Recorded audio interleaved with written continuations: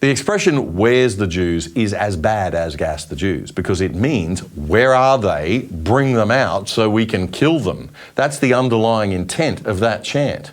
If you believe that is in fact what they were chanting, I don't.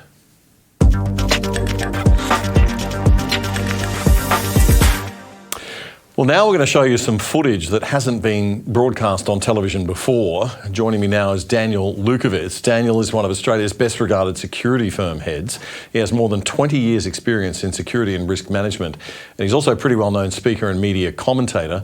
He was also the candidate for the Sydney seat of Wentworth in the last federal election for the Liberal Democrats, now the Libertarian Party. Daniel, welcome. G'day, Damian. You're joining us today because you've obtained more footage than was seen before of the Opera House incident on October the 9th. Tell us a little bit about it and how you came across this footage.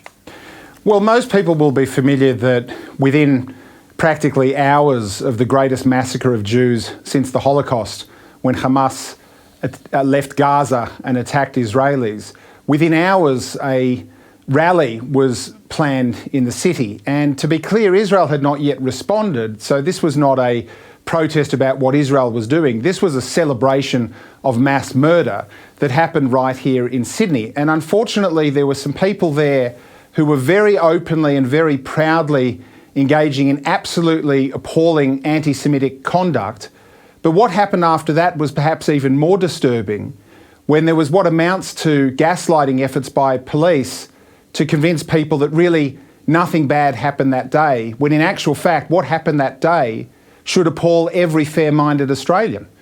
And I came into possession of some footage that you're going to see a little preview of, which shows the extent of what happened, the extent of the inaction by the police at not only dealing with it in real time, but how they dealt with it after the fact. And this tells me that we have a real problem in deciding the direction that this country wants to take, and what we consider acceptable and what we consider completely unacceptable. Daniel, where and how did you get this footage? I know that you may not be able to tell us all the details, but can you give us an indication of where it came from, why you got it? Well, one of the interesting things is that when the police were trying to argue, did anybody say gas the Jews, or did they say where's the Jews, or whatever other story you wish to believe, there were so many cameras there. It was like a rock concert. There were dozens and dozens of cameras. So if police wanted to get hold of footage, it was very easy to do so. And that was certainly my experience, because there were crews there were individuals there were eyewitnesses there, and there is documentary evidence that shows not only one particular phrase that was controversial, but even if you set aside gas the Jews, there were open calls for anti-Semitic jihad on the streets of Sydney. There were flags, symbols and slogans of prohibited terrorist organisations in Sydney, and there were police turning the other cheek and ignoring it, not only during the event, which I understand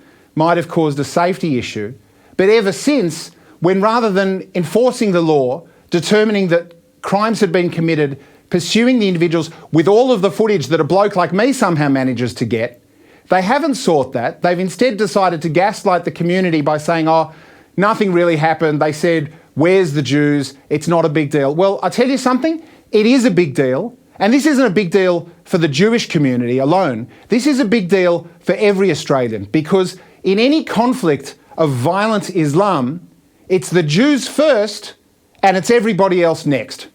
All right, Daniel, you're going to put this together into a documentary. We'll talk more about that in a moment, but I want to show people what we've got. You've given us 2 minutes and 20 seconds roughly of this. We're going to play it in full.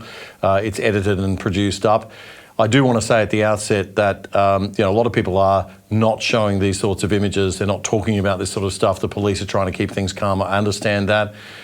We do not want to discriminate against the peaceful, regular, everyday Islamic community at all. No. What we're watching here is a radical extremist subset of Islamist jihadist activity, which we do need to talk about, which we do need to police, which we do need as a country to worry about.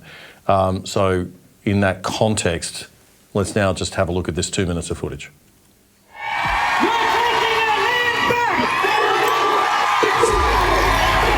And the reason I say this is because there is very little that I see in the conflict, in the war, in the aggression of the Zionist regime over our people that moves me to tears.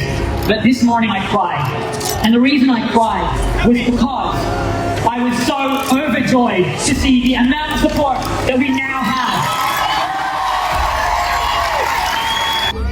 I check something to the police. Some people, they try to make for us trouble for next week, doesn't make anything. It was only when all else had failed, when all channels of peaceful protest had been barred to us, that the decision was made to embark on violent forms of political struggle. Governments, including the government of this colonial entity that we call Australia, are tripping over themselves to outlaw boycott, divestment and sanctions on Israel. Resistance is always justified for as long as Palestine is occupied.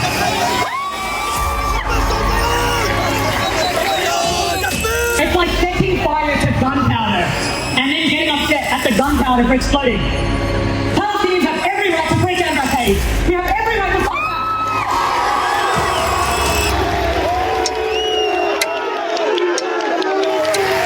And for the first time in 75 years, we've actually taken back our land.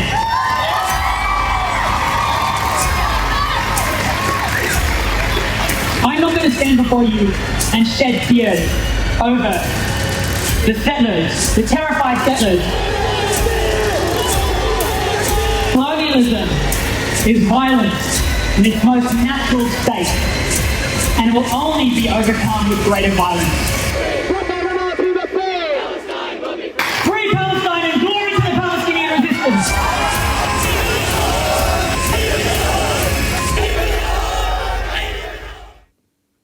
Okay, so let's be clear. It's not representative of the broader Islamic community in this country or any other, but it is something that needs to be looked at and addressed. This is, obviously an extremist, jihadist, Islamist sort of small group.